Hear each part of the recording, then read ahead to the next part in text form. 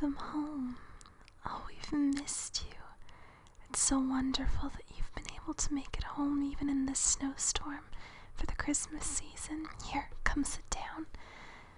We've got a beautiful new armchair for you to try out. It's got extra cushions and the fabric is so soft. Here, come sit down. There, isn't that nice? Here, I'll get you a throw off the couch and you can curl up here. Awesome. Look at those feet. What am I thinking? You need slippers after trudging through all that snow. Here, you take this throw. There you go. Wrap it around nice and tight, and I'll get you some slippers. Oh, don't you look cozy? Here, you put on these slippers, and I will get the fire going. There. There's nothing like warming up in front of a fire after a long trek through the snow. Now we've got your outside warming up. How would you like a nice hot beverage? We have a couple options for you.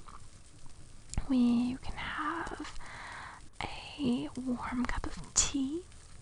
We've got chai, green tea, black tea, oolong, jasmine, whatever kind of tea you'd like. And tea is always delicious and refreshing after your kind of walk through the snow.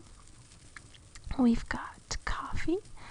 I can make you a cappuccino, a latte, just an espresso, an Americano, a frappuccino.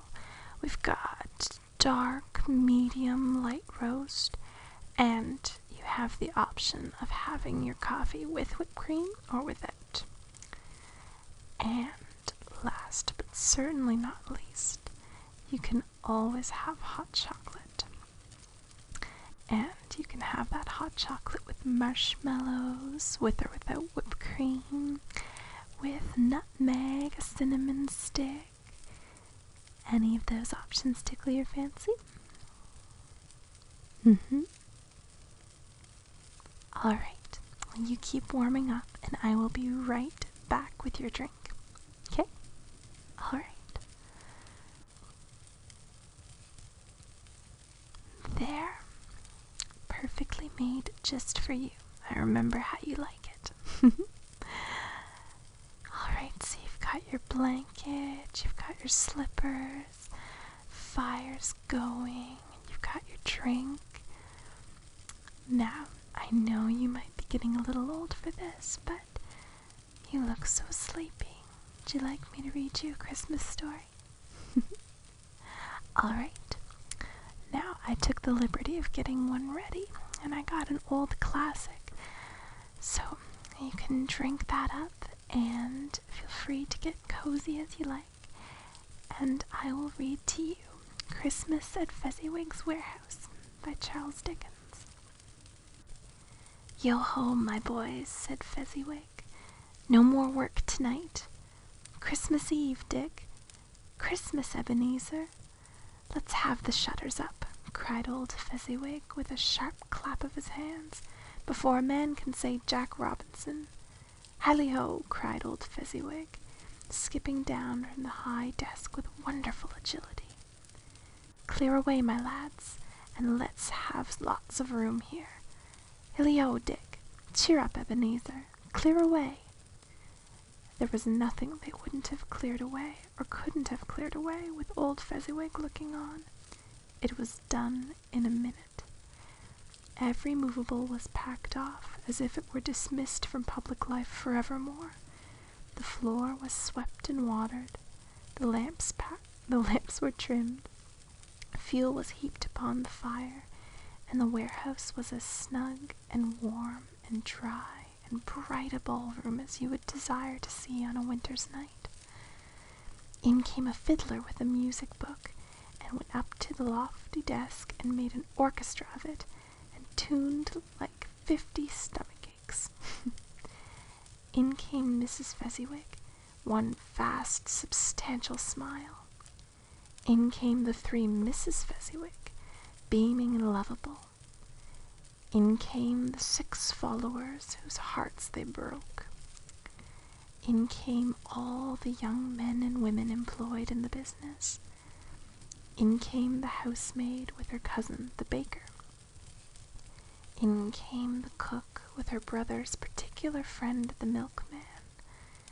In came the boy from over the way, who was suspected of not having enough board from his master, trying to hide himself behind the girl from next door, but one who was proved to have had her ears pulled by her mistress. In they all came, anyhow and everyhow. Away they all went, 20 couple at once, hands half round and back again the other way, down the middle and up again, round and round in various stages of affectionate grouping.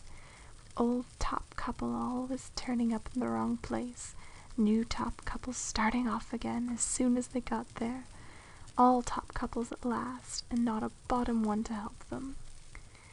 When this result was brought about, the fiddler struck up Sir Roger de Coverley. Then old Fezziwig stood out to dance with Mrs. Fezziwig. Top couple, too, with a good stiff piece of work cut out for them. 3 or 4 and 20 pairs of partners, people who were not to be trifled with, people who would dance and had no notion of walking. But if they had been thrice as many, 4 times as many, old Fezziwig would have been a match for them, and so would Mrs. Fezziwig. As to her, she was worthy to be his partner in every sense of the term. If that's not high praise, tell me higher, and I'll use it. A positive light appeared to issue from Fezziwig's calves. They shone in every part of the dance like moons. You couldn't have predicted at any given time what would become of them next. And when old Fezziwig and Mrs. Fezziwig had gone all through the dance, advance and retire, both hands to your partner, bow and curtsy, corkscrew, thread the needle, and back again to your place, Fezziwig cut so deftly that he appeared to wink with his legs, and came upon his feet again with a stagger. When the clock struck 11, the domestic ball broke up.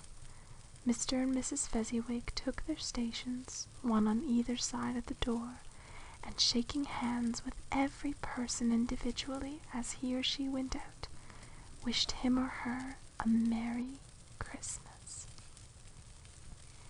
And I assure you that with you home for the holidays, it will be a very Merry Christmas indeed. You can go to sleep. The armchair is brought out just for you, and nobody needs that throw but you tonight. You can keep the slippers on, and I'll take care of the fire. You may rest.